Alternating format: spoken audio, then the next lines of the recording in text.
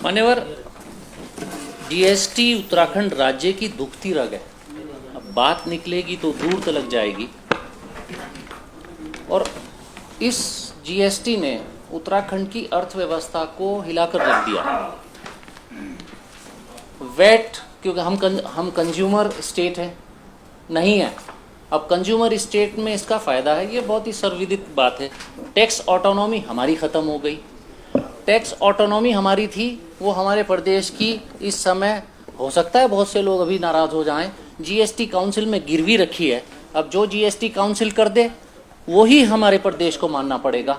Tax autonomy के नाम पर हमारे हाथ में इस समय कुछ नहीं। अभी जब हम बेरोजगारी पर बोल रहे थे तो माननीय श्रम मंत्री जी बोल रहे थे कि 88% हमारा बजट तनख्वाहों में जा रहा है। और मान्यवर, स्थिति आज की ये है कि 88% बजट भी हम लोगों को, इस प्रदेश को कर्ज पर लेकर तनख्वाहें देनी पड़ रही हैं। तो आज जहां हमारे प्रदेश की आमदनी बढ़नी चाहिए थी, वहां इस जीएसटी के कारण घट गई।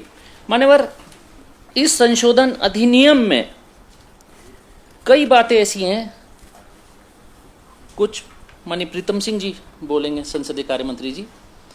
इसमें धारा 44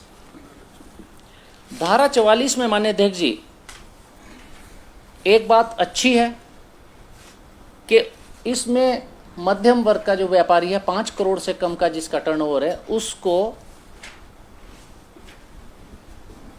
सीए की जरूरत नहीं पड़ेगी। ये तो अच्छी बात है। मैंने कहा ना, कुछ अच्छी बात है, लेकिन अच्छी जब है जब अच्छे हाथों में हो। मान्यवर, ये हाथ गंदे दिख रहे हैं क्या? अच्छे हाथों में, जब भी तो सैनिटाइजर लगा रहे हैं आप, हमारी आंख के सामने सैनिटाइजर लगा रहे हैं आप। ये हाथ गंदे दिख रहे हैं क्या? सैनिटाइजर लगाकर साफ किया आपने हमारी आंख के सामने। तो मान्य अध्यक्ष जी, अच्छी अच्छी अगर है, नेता की नीति नहीं, नियत भी साफ होनी चाहिए, सरकार की भी नियत साफ होनी चाहिए। इससे मान्यवर, इंस्पेक्टर राज बढ़ने की प्रबल संभावनाएं हैं। इसमें काफी हद तक जिम्मेदारी आयुक्त को दे दी। आयुक्त इसमें काफी मजबूत कर दिए 5 करोड़ से कम के टर्नओवर वाले में। अब मान्यवर, फिर घूम घाम कर हमें लोकपाल याद आता है कि लोकपाल का होना यहाँ सख्त जरूरी है। डर रहना चाहिए। अगर ईमानदारी से काम हो तो इससे व्यापारी को लाभ मिलेगा। लेकिन मेरा डर है कि कहीं ऐसा ना हो कि इंस्पेक्टर राज लौट आए। वो डर सरकार दूर करे। सही हाथों में, सही तरीके से, सही गवर्नेंस होनी चाहिए।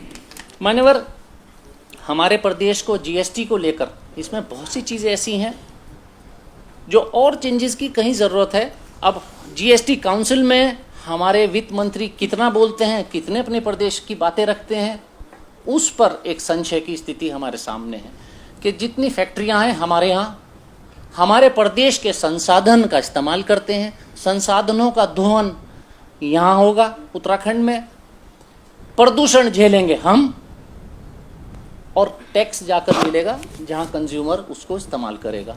अजीब रीति नीति उत्तराखंड के लिए है।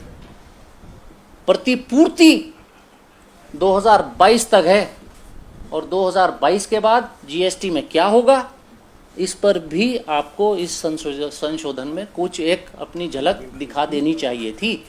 अब 2022 के बाद अगर जो आज का अनुमान है मान्यवर, 2021 में 5,000 करोड़ रुपए का डेफिसिट है। वैट अगर होता तो हमको शायद 5,000 करोड़ रुपए अधिक टैक्स प्राप्त होता।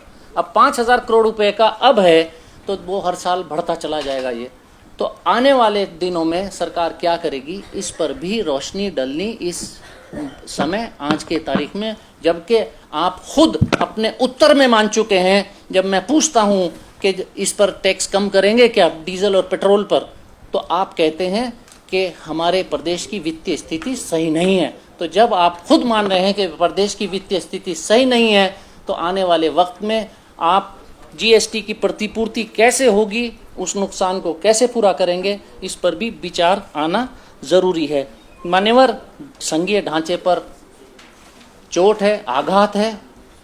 किसी दिन हम लोग कोशिश करेंगे आपके माध्यम से इस जीएसटी पर एक विस्तृत रूप से चर्चा हो, ताकि इस प्रदेश की वित्तीय स्थिति पर दिशा सरकार रोशनी डाल सके और सही दिशा प्रदेश की वित्तीय स्थिति को मिल सके। धन्यवाद। उत्तराखंड माल एवं सेवा कर संशोधन विधेयक 2021 को इस सदन की एक प्रवर समिति के सुपुर्द कर दिया जाए, जो कि अपना प्रतिवेदन 1 माह के अंदर सदन में प्रस्तुत करे। धन्यवाद।